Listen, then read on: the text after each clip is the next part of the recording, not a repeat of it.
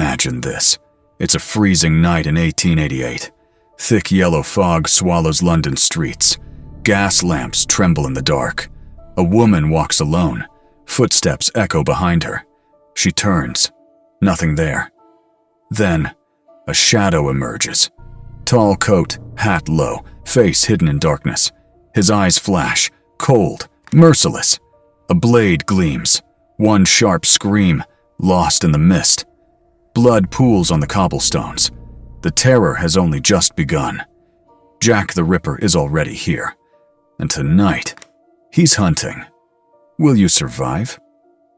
Before we dive deeper into the darkness, hit that like, share the video, and drop a comment telling us which country and city you're watching from. In the autumn of 1888, London was two cities stitched together by the filthy thread of the Thames. To the west lay the glittering palaces of wealth, gas lights twinkling like distant stars, carriages clattering over clean cobblestones, ladies in silk gliding through ballrooms. To the east lay Whitechapel, a festering wound on the city's underbelly. Here, the air was thick with coal smoke, the stench of tanneries, rotting fish from the docks, and the ever-present reek of unwashed bodies and overflowing cesspits. The streets were narrow, crooked veins of darkness. Gas lamps flickered weakly, their light barely piercing the infamous London fog, yellow, choking, alive with soot and secrets.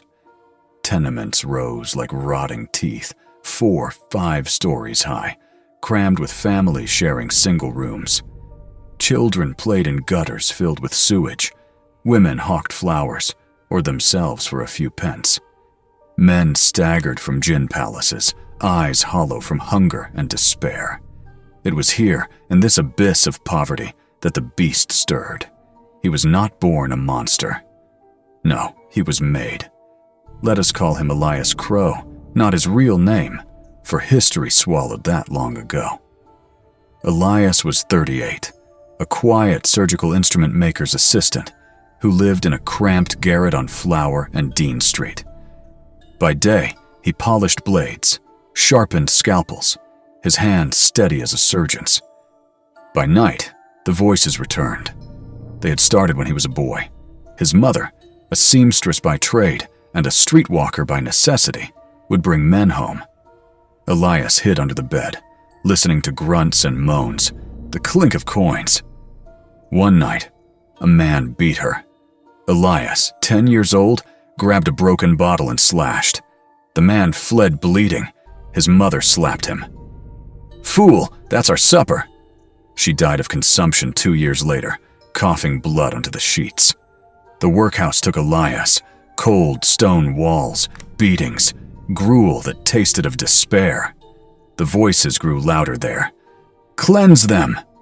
Rip the sin from their flesh!" Now, in 1888, the voices were commands. The fog was particularly thick on August 30th. Elias walked the streets, deerstalker hat pulled low, long black coat buttoned against the chill. His right hand rested in his pocket, fingers curled around the handle of a long, straight razor, his finest work. He saw her first near the Ten Bells pub. Mary Ann Nichols, Polly to those who knew her. 43, once married, mother of 5, now divorced and drifting. Her face was lined, her eyes red from gin. She leaned against a wall, soliciting with a tired smile. Elias approached. His voice was soft, cultured. "Evening, miss. Looking for company?" Polly hesitated, then nodded. A few pennies could buy a bed for the night. They walked into Buck's Row, a narrow gateway between warehouses. The fog swallowed sound. Elias's heart pounded, not fear, but exhilaration. He moved behind her, one hand over her mouth, the other drawing the blade. A swift cut, left to right, deep enough to sever the windpipe and reach the vertebrae.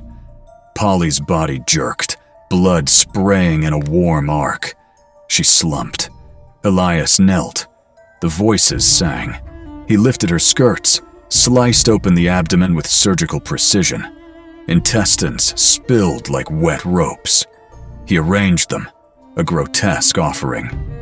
Then he stood, wiped the blade on her petticoat, and vanished into the fog. Dawn came at 3:40 a.m. Charles Cross, a cart driver, found her. He thought she was drunk. Then he saw the blood. The first scream echoed through Whitechapel. Inspector Frederick Aberline was 45, a man worn by years of policing the East End. His mustache was neat, his eyes sharp behind spectacles, but lately those eyes were tired. He had seen stabbings, beatings, children dead from cholera. But this was different. At the mortuary, Dr. Llewellyn examined Polly's body. 2 deep cuts to the throat, abdomen mutilated post-mortem. The killer knows anatomy, perhaps a doctor, a butcher, a slaughterman. Aberline stared at the wounds. He's not mad, he's methodical. Words spread like fire in dry tinder. Newspapers screamed, "Another Whitechapel horror." Crowds gathered at Buck's Row, morbid curiosity drawing them. Women clutched shawls tighter. Men carried knives. Elias read the papers in his garret, clipping articles. He sketched the wounds in his journal, improvements noted. Next time, more time for precision. September 8th. Annie Chapman, 47, known as Dark Annie. She had been a respectable wife once, married to a coachman, 3 children. But drink and illness ruined her. Her husband dead, her children in care. She lived in lodging houses, selling artificial flowers or her body. Elias found her in Hanbury Street. She was arguing with the deputy lodging house keeper over 4pence for a bed. "I'll get it," she said. "I'll soon be back." She never was. In the backyard of number 29, behind a fence, Elias struck. Throat first, quick, silent. Then the abdomen, opened like a book. Uterus removed, placed beside her. Intestines over the shoulder. A piece of her apron torn to wipe the blade. A neighbor heard a thud. "No!" someone cried softly. But the fog muffled it. Dawn revealed the horror. Aberline arrived, face ashen. "He's escalating! The mutilations are worse!" The press exploded. The Star called it leather apron, a rumor of a Jewish bootmaker. Vigilantes formed. Women armed themselves with whistles. Elias laughed softly. The voices approved. Then came the letter. On September 27th, the Central News Agency received it. "Dear boss, I keep on hearing the police have caught me, but they won't fix me just yet.